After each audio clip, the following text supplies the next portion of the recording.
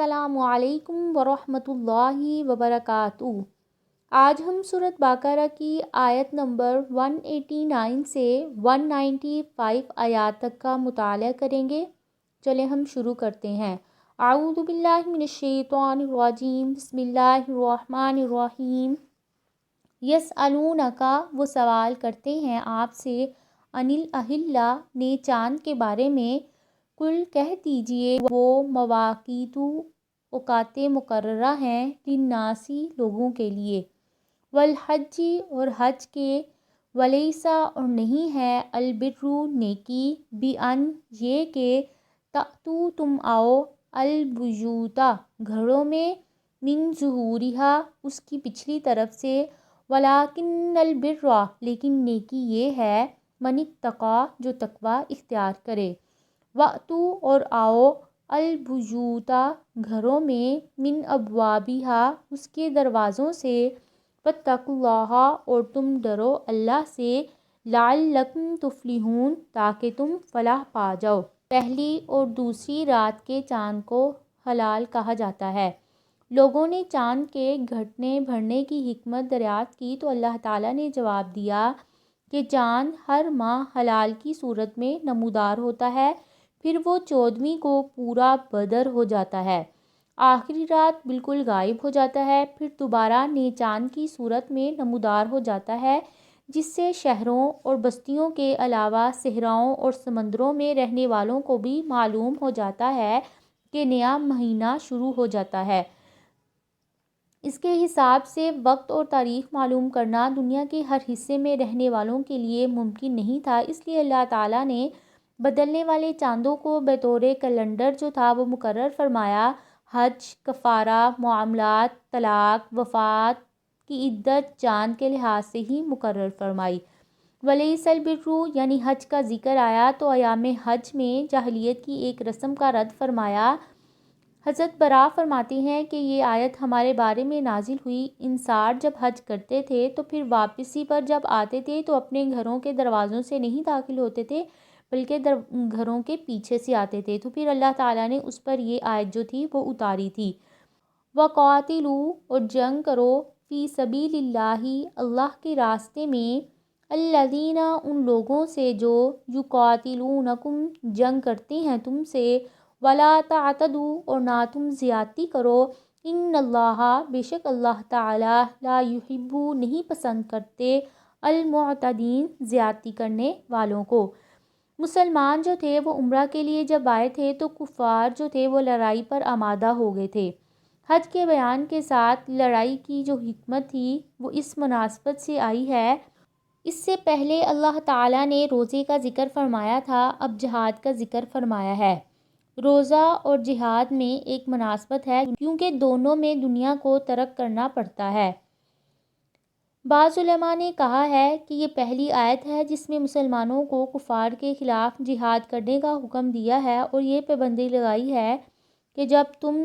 سے جنگ کریں تو پھر تم بھی ان سے جنگ کرو، اور جب وہ تم سے جنگ نہ کریں تو ان کے خلاف تلوار نہ اٹھاؤ۔ پھر اس کے بعد سورۃ توبہ کی آیت میں یہ حکم منسوخ ہو گیا۔ وَاقْتُلُوهُمْ، اور تم قتل کرو انہیں، حیث، جہاں کہیں، ثقفتموہم، تم انہیں پاؤ، وَأَخْرِجُوہم، اور نکالو انہیں، من حیث، جہاں سے، اخرجوکم، انہوں نے نکالا تمہیں، والفتنۃ، اور فتنہ، اشد، زیادہ سخت ہے، من القتل، قتل سے، ولا تقاتلوہم، اور نہ تم لڑو ان سے، عند المسجد الحرام، مسجد حرام کے پاس، حتیٰ، یہاں تک کہ، یقاتلوہم، وہ لڑیں تم سے، فیہ، اس میں، فإن، پس اگر، قاتلوہم، وہ لڑیں تم سے، فاقتلوہم، پس تم قتال کرو ان سے، کذالک، اسی طرح، جزاء الکافرین، بدلہ ہے کافروں کا، فإن انتہوا، پس اگر وہ باز آ جائیں، فإن اللہ، پس بے شک اللہ تعالیٰ، غفور الرحیم، بخشنے والے، نہایت رحم کرنے والے ہیں۔ نبی کریم صلی اللہ علیہ وآلہ وسلم نے جب مکہ فتح کیا اور 9 ہجری میں حضرت ابوبکر کو امیر حج بنا کر بھیجا تھا، انہیں سورۃ توبہ میں اعلان کرنے کا حکم دیا تھا، جس کے مطابق مشرکین کو 4 ماہ تک مکہ میں اور سرزمین عرب میں چلنے پھرنے کی اجازت دی گئی تھی۔ اس کے بعد مسلمان نہ ہونے کی صورت میں وہ جہاں کہیں ملے انہیں قتل کر دینے کا حکم دے کر جزیرہ عرب سے نکال دیا گیا۔ اس کے لیے سورۃ توبہ کی پہلی 5 آیات کو دیکھیے۔ پھر یہود کو بھی پہلے مدینہ سے، پھر رسول اللہ صلی اللہ علیہ وسلم کی وصیت کے بعد حضرت عمر کے زمانہ میں سرزمین عرب سے ہی نکال دیا گیا تھا۔ وَالْفِتْنَةُ أَشَدُّ مِنَ الْقَتْلِ، فتنہ سے مراد کیا ہے؟ آزمائش میں ڈالنا، کسی مومن کو اسلام قبول کرنے پر آزمائش میں ڈالنا کہ وہ دوبارہ سے مشرک بن جائے، اس مومن کے لیے اس سے زیادہ تکلیف دہ اور نقصان دہ ہے کہ وہ اسلام پر قائم رہتا ہو اور اسی پر قتل ہو جائے، کیونکہ قتل جو ہے وہ ایک ہی دفعہ انسان ہو جاتا ہے، جبکہ کفار کی طرف سے سزا اور عذاب کا سلسلہ جو ہے وہ جاری رہتا ہے۔ اس لیے فرمایا کہ فتنہ جو ہے وہ قتل سے زیادہ سخت ہے۔ وَلَا تُقَاتِلُوهُمْ عِنْدَ الْمَسْجِدِ الْحَرَامِ، یعنی کہ سرزمین جو ہے مکہ کی وہ حرم ہے، اس میں کسی قسم کا قتل اور قتال جو ہے وہ ممنوع قرار دیا گیا ہے، مگر جب کفار اس میں لڑنے کی ابتدا کریں تو اللہ تعالیٰ نے فرمایا تو پھر تمہارے لیے بھی لڑنا جائز ہے۔ وَقَاتِلُوهُمْ، اور تم لڑو ان سے، حتیٰ یہاں تک کہ لا تکونا، نہ رہے، فتنۃ، کوئی فتنہ، ویکونا، اور ہو جائے، الدین، دین، للہ، اللہ ہی کے لیے، فَإِنِ انتہوا، پس اگر وہ باز آ جائیں، فلا عدوان، پس نہیں ہے کوئی زیادتی، الا مگر، علی الظالمین، ظالموں پر، یعنی ان سے اس وقت تک لڑنا ہے جب تک فتنہ جو ہے ختم نہ ہو جائے اور اللہ کا دین ہر طرح سے غالب نہیں آ جاتا، اس وقت تک اللہ تعالیٰ کہہ رہے ہیں تم ان سے لڑتے رہو۔ رسول اللہ صلی اللہ علیہ وسلم نے فرمایا، مجھے حکم دیا کہ میں تمام لوگوں سے جنگ کروں یہاں تک کہ وہ اس بات کی شہادت دے دیں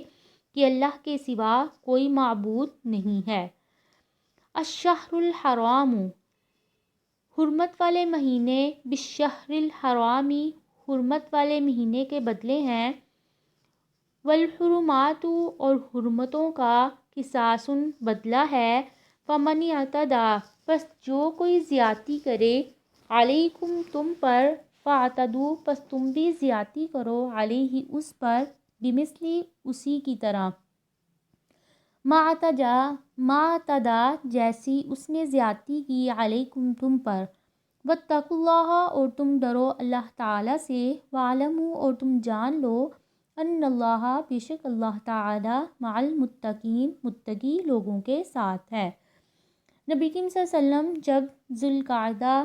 6 ہجری میں عمرہ کے لیے تشریف لے گئے تھے تو کفار نے انہیں عمرہ کرنے سے روک دیا تھا، مگر آخر کار پھر صلح ہو گئی اور قرار پایا کہ مسلمان آئندہ سال عمرہ کر لیں۔ یہ معاہدہ جو تھا وہ صلح حدیبیہ کے نام سے مشہور ہے۔ پھر جب دوسرے سال 7 ہجری میں مسلمان جب عمرہ کرنے کے لیے آئے تھے تو انہیں اندیشہ ہوا کہ ماہ حرام اور حرم مکہ میں تو لڑائی منع ہے، لیکن اگر کفار لوگوں نے بد عہدی کی تو ہمیں عمرہ سے روک دیا تو پھر ہم کیا کریں گے؟ اس پر اللہ تعالیٰ نے یہ آیت نازل کی کہ حرمت والے مہینوں کی حرمت کی پاسداری کفار کی طرف سے اور ان کی حرمت کی پاسداری کے مقابلے میں ہے، یعنی اگر وہ حرام مہینوں کا لحاظ نہ کریں تو تم بھی نہ کرو، اگر وہ بد عہدی کریں تو تم بھی حرم کا لحاظ مت رکھو۔ اور حرمت والے مہینے جو ہیں وہ 4 ہیں، ذی القعدہ، ذی الحج، محرم اور رجب۔ وَأَنفِقُوا، اور تم خرچ کرو، فی سبیل اللہ، اللہ کے راستے میں، وَلَا تُلْقُوا، اور نہ تم ڈالو، بِأَیْدِیکُم، اپنے ہاتھوں کو، إِلَى التَّہْلُکَۃ، ہلاکت کی طرف، وَأَحْسِنُوا، اور احسان کرو، إِنَّ اللَّهَ، بے شک اللہ تعالیٰ، یحب، محبت رکھتے ہیں، المحسنین، احسان کرنے والوں سے۔ اس سے پہلی آیت میں قتال فی سبیل اللہ کا حکم تھا، یہ آیت بھی اسی حکم کی تکمیل ہے، یعنی جہاد میں اور اس کی تیاری میں خرچ کرتے رہو، اس میں کوتاہی نہ کرو، اپنے آپ کو ہلاکت میں نہ ڈالو۔ اس وقت مسلمانوں کی ہلاکت اور ذلت کا باعث بھی یہی ہے کہ انہوں نے جہاد کی تیاری جو ہے اس کو خرچ کرنے اور کفار سے لڑنے کی بجائے عیش و عشرت اور جان بچانے کی ترجیح دے دی ہے، تو کفار کے ہاتھوں نہ ان کی جانیں محفوظ رہی ہیں، نہ مال اور نہ عزتیں مسلمانوں کی۔ اب بھی اگر اسلام کی آبرو میں کچھ باقی ہے تو جان قربان کرنے والے ان مجاہدین کے ذریعے جن سے دنیا کفر کے دل ہل جاتے ہیں۔ اللہ تعالی ہمارے ایمان کو اتنا مضبوط کر دے کہ ہم بھی اللہ کی راہ میں جہاد کرنے والے لوگوں میں شامل ہو جائیں۔ آمین۔